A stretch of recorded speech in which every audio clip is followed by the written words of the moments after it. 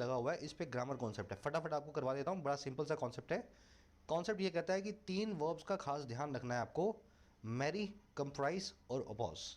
ये तीनों वर्ब्स कभी भी अपने बाद में कोई प्रेपोजिशन नहीं लेंगी। अगर अपोज, कंप्राइज और मैरी वर्ब को यूज़ कर रहे हैं, नो प्रेपोजिशन आफ्टर दैम। लेकिन इन तीनों वर्ब्स की जो थर्ड फॉर्म है, जो पास्ट पार्टिसिपल फॉर्म, उसके बाद में इनका प्रेपोजिशन फिक्स्ड है।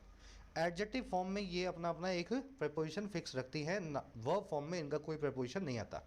आगे बात समझ में। अपोज का एडजेक्टिव फॉर्म में लगता है टू, कंप्राइज का एडजेक्टिव फॉर्म में लगता है ऑफ, मैरी के बाद में एडजेक्टिव फॉर्म में लगता है टू।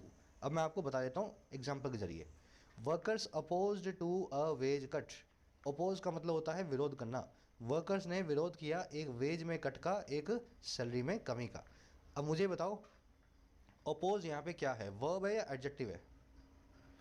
वर्ब की थर्ड फॉर्म है, मेन वर्ब का काम कर रही है। जब भी ये मेन वर्ब का काम करेगी ना अपोज वर्ब, तो इसके बाद में कोई प्रेपोजिशन नहीं आएगा। तो इस टू को आप यहाँ से निकाल देंगे। आप लिखेंगे workers opposed a wage cut. लेकिन यहाँ देखो, workers were opposed to a wage cut. वर्कर्स जो थे वो अपोजिशन में थे एक वेज कट के। यहाँ पे अपोज्ड एक एडजेक्टिव है, कैसे पता लगा?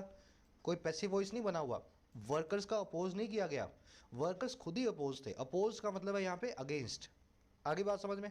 तो ये वर्ब की थर्ड फॉर्म है, एडजेक्टिव का काम कर रही है, इज, एम, आर, वॉज, वर के बाद में आ रही है। सीधे सीधे देख लो, एडजेक्टिव की वजह से अपने बाद में टू को लेगी। तो इस अपोज के बाद में टू आ जाएगा, इसके बाद में नहीं आएगा। आगे बात समझ में ना। कुछ स्टूडेंट्स को बड़ी कंफ्यूजन होती है, सर यहाँ लगाया था तो यहाँ नहीं लगाया था। आपको पार्ट ऑफ स्पीच पकड़ना है। अगर मेन वर्ब है तो नहीं लगाना, अगर एडजेक्टिव है तो उसके बाद में लगेगा। वैसे इस केस में भी देखो, एक्टिविस्ट जो अपोज करते थे, जो अपोज्ड थे, ये पास्ट पार्टिसिपल है, इसलिए इसके बाद में टू लगा है। अब वैसे ही बाकी दोनों वर्ब्स भी चलेंगी, कंप्राइज और मैरी।